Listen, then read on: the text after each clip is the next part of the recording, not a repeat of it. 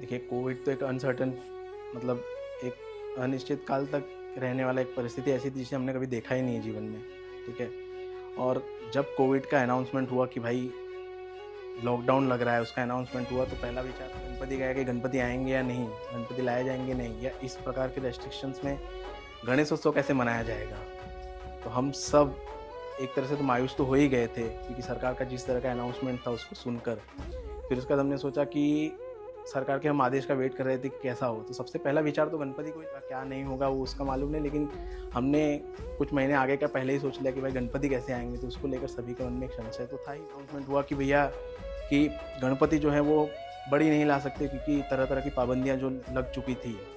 एक उस समय पीओबी का भी लेके चल रहा था और चाहे एक भीड़-भाड़ को भी लेकर चल रहा था, तो सभी कार्यकर्ता में ये हो गया। जिस प्रकार ये अनाउंस हुआ कि भैया गणपति इस साल, तो में हम मंडल के सभी कार्यकर्ता चाहे बच्चे हों, क्योंकि सभी में गणपति को लेकर बहुत उत्साह रहता है, ठीक है? और जैसे ही विसर्जन हुआ अगले दिन से लोग अगले ईयर का ही, अगले साल का ही सोचे। इस प्रकार से जब ये अनाउंसमेंट हुई तो लोग तो मायूस हो गए, लेकिन ये है कि कैसे भी कैसे करके बाप्पा को विराजमान तो करना है। पाबंदी थी तो उस ईयर मीन्स हमने मतलब ज़्यादा कुछ उसमें, एक तो महामारी फैली है, तरह-तरह की मौतें, ये वो, देश में देश ही क्या विश्व भर में ऐसा माहौल था, तो धूमधाम तो नहीं, लेकिन ये था कि उस समय पापा को लाना ही, तो उस समय हमने पापा को विराजमान किया और मन में एक ठाने कि पापा से हमने प्रार्थना भी की कि अगले साल ये कोविड चला जाए, आपको धूमधाम से फिर से हम उसी 25 फुट के रूप में विराजमान करें। पापा ने सबकी विनती की, पापा नॉर्मल आ गए, तो वो एक हमारे लिए वो था कि